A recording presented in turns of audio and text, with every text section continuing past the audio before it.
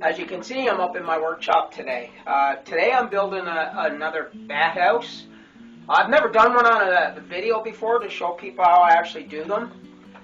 The reason I'm doing a bat house today is because in 2013, our bat population here on Prince Edward Island ended up with a disease that pretty well wiped out our bat population on the island, white nose disease.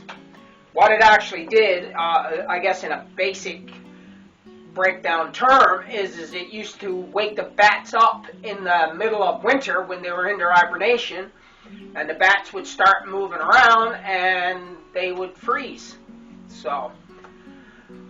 But in the last couple of years, people have been sighting some bats around. So hopefully they're coming back. People are saying they are. Scientists are saying they're seeing quite a few more bats. There's even a new species here on the island. Our usual bat that we have here on the island is the little brown bat. They're like little tiny things. When I first bought my homestead here, well, it wasn't really much of a homestead when I bought it. It was all bush. But when I moved in here, I had bats everywhere. When I go outside at night, every bat's scooping around, flying around, and picking up all the bugs and flies. And it was pretty cool, actually, to watch at night. My wife was terrified to go outside at night because of them, but, you know, she got used to that. I even caught a couple that flew actually into the house, put them back outside. So yeah, they were all around for quite a few years, and then all of a sudden, like I said, 2013, boom. The next year, none. I haven't seen a bat now in a few years. I have bat houses out here on my property. I put them out probably in 2013 is when I started putting bat houses out. But today I'm going to build a bigger one. And some of the details I'm going to tell you about bat houses is that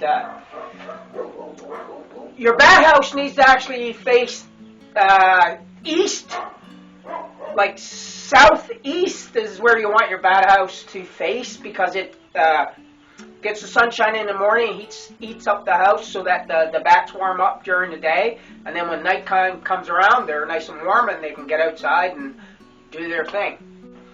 They also need to be about 10 to 12 feet. That's at a minimum. They should be at least 15 or even 20 is even a good height for a bat house. The higher up they are, the more the bats like it. This, I've already cut some pieces. I'm getting ready to put it together. This one is going to be a double bat house, which I'm going to build more or less like this, so that it has 2 chambers. Because if you don't build it with at least 2 chambers, you have to build a bat house that's, I think they call for like a single bat house that has to be like 17 inches wide and about 2 feet high.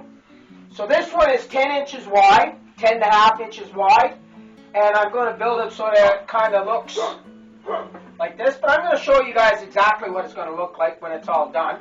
I'll take you guys along as I'm building this. Now, one thing I've noticed, like when I've watched some of these things online, people talking about how they do their bat houses and they use a plastic mesh or a wire mesh on the inside for the bats to hang on to. Don't do that. That you should never do, because what can happen, bats' claws are so small and tiny and hooked on the bottom that if they get their hooks or their claws hooked into that mesh, they can't get out. And they're going to die in there. A terrible death. Do not use a mesh in your bat house. That's a no-no. No, no, no, no. I can't stress that enough. So what you actually do is you just take your saw and you cut lines across so that the bats can actually climb up inside into the bat house on their own. Now when you do a triple one, what I will do is I will drill a hole, probably a 2-inch hole, roughly about here, so that the bats can pass through either side. The reason you do that is because sometimes the back one may get too hot, or the front one may get too hot, and the bat is able to go from one chamber to the next chamber without actually having to go outside. Because like most people know, bats don't really go outside when the sun is out. They're a nocturnal animal. They're pretty well out from dusk till dawn, so that the cold air can come in through the bottom and kind of go up through and cool the bat house off during the day. I like using thicker boards for my bat house. These boards are about an inch thick. These are actually my live edge boards, so if you've been following my channel, you've seen me cut these boards with my chainsaw. So yeah, so what I'm actually going to do, I'm just putting a design on mine, just something fun. This is the top part of a bat body, a head. What I'm actually going to do now is I'm going to cut the lower part of the bat on this one. I'll show you guys. I'm just going to cut it on my bandsaw. Now my light is there. It's probably going to be making this almost impossible for you guys to see, but I need that light, and I need glasses when I'm doing finer work. Eyesight's not what it used to be.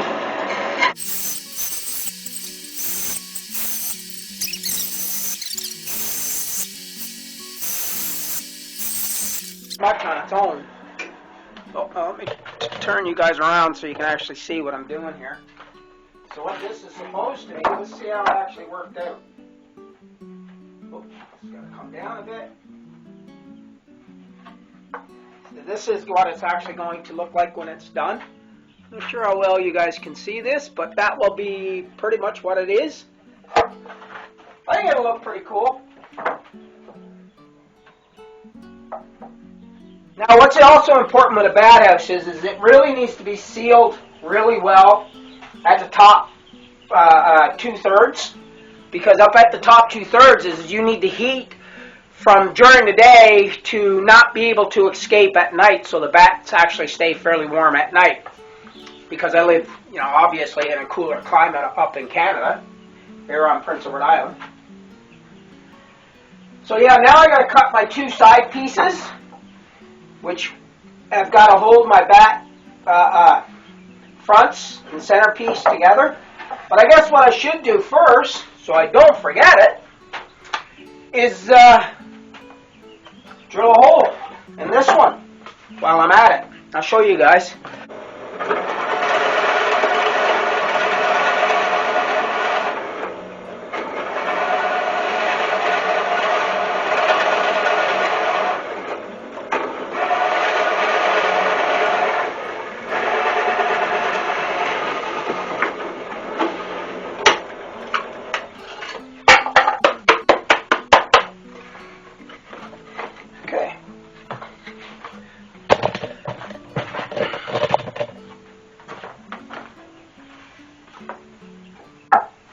So yeah, that's the hole in the board in the center. Well, not in the center, but 1/3 of the way down. Goes in there. So now what I need to do is line all these up. Take my measurement here, like this. That's 3 inches. So what I got to do is add an inch for this space and an inch for that space. But what I'm actually going to do is add an inch and an eighth, because I don't want it to be under 1 inch space. It can be a little bit over, but not under. So this says 3 inches. So what I'm actually going to do is make it 5 1/4 inches wide for my next piece.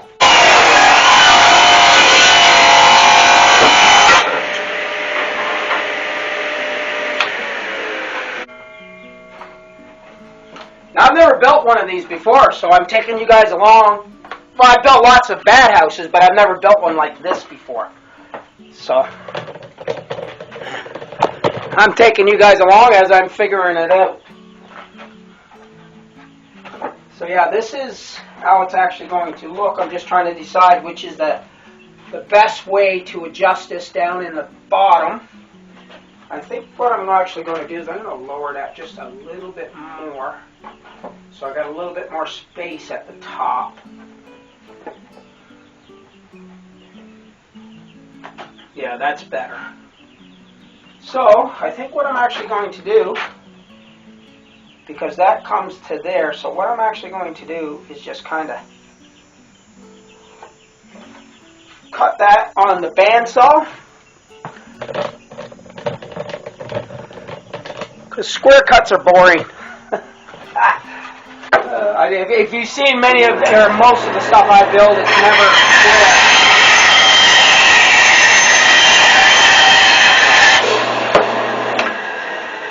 That's one. Now I got to build another one exactly the same.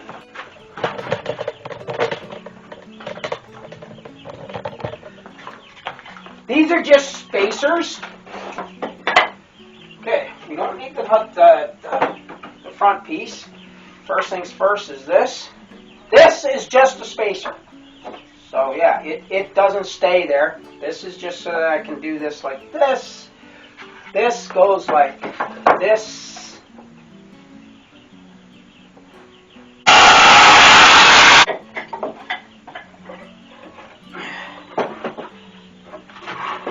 So yeah, this is the main body of the bat house. You can see like the shape of the bat here now at the base. I've never done one like this before. I thought it would look pretty cool if you could manage to do that. So that's what I did.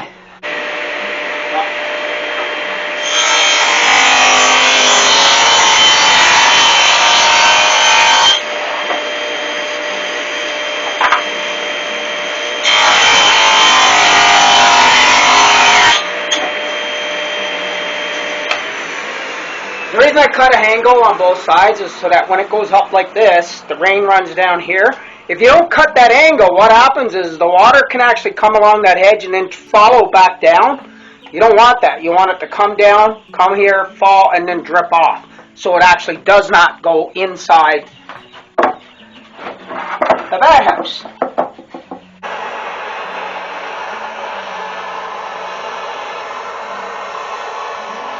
By burning it, the soot actually helps preserve the wood. Even though I'm going to put a clear coat of non-toxic varnish on this, but I don't have any here today. I used it up on my last lighthouse bird feeder I built, so. The bat house is all done. It turned out pretty good.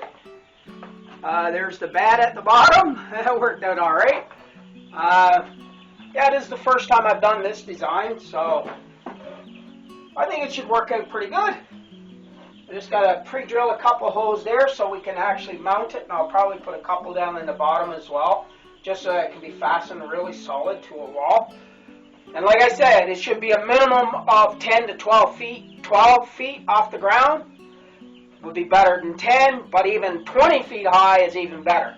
Bats like the height. They feel safer, and you have a better chance of them, occupying this. So I'm actually hoping this is going to draw some bats back to my property. I'm hoping they come back. Like this year, I think it's probably a little bit too late now. Usually the best time of year to put out a bat house is early spring when they're first starting to wake up, and the young ones are actually out looking for a new territory of their own.